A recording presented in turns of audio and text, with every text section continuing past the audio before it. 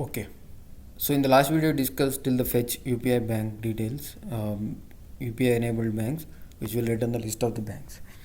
Once the user has selected the bank through for which he want to generate the UPI pin, we will set that bank into the context, and we have also set the mobile number. Now we need to verify if there is an account exist for that bank which is linked to that mobile number, right? So for that we need to give the SMS permissions to the Google Pay app. So in the screen you will see read and write, asking you to allow read and write SMS.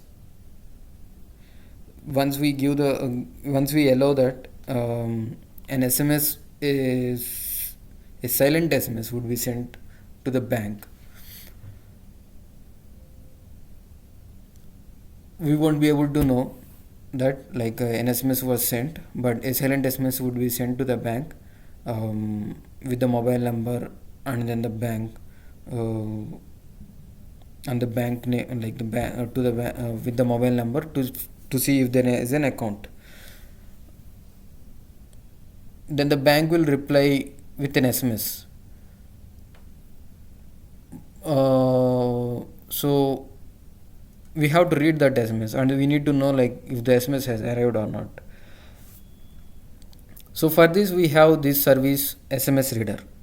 SMS reader, which extends a broadcast receiver, provides a function on receive function, so which will get triggered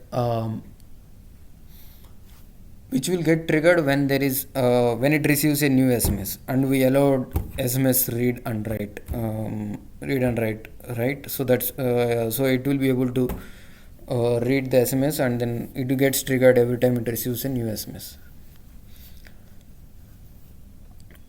So we will filter only the bank SMSs, not and we will check for the account exists or not in that SMS text.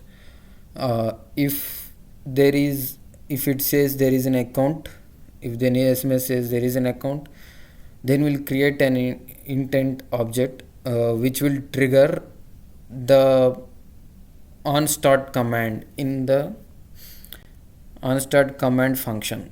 This function will be triggered because we are extending service class, and this function will get triggered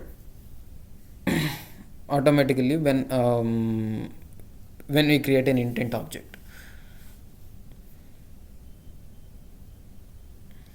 So in the onStart command has triggered, that means a SMS has arrived saying that an account exists. So from the onStart command I will update the context. with the mobile number and then the bank saying that an account exists.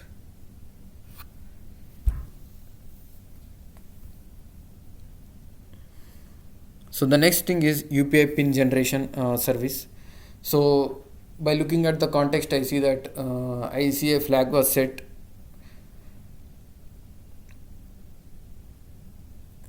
that a bank account exists for the mobile number and then the bank, right? So the next step is we need to check if UPI pin already exists for that bank with the given mobile number. If it already exists, then we need to notify the user that UPI pin already exists, but still if he can proceed to create a new UPI pin, or if it doesn't exist at all, then he can proceed to create a new pin. So for him to create a new pin, first he had to enter the debit card details. We will do again one more verification. So for the given bank and then the given debit card, whether it is actually linked with the mobile number that we have on our mobile.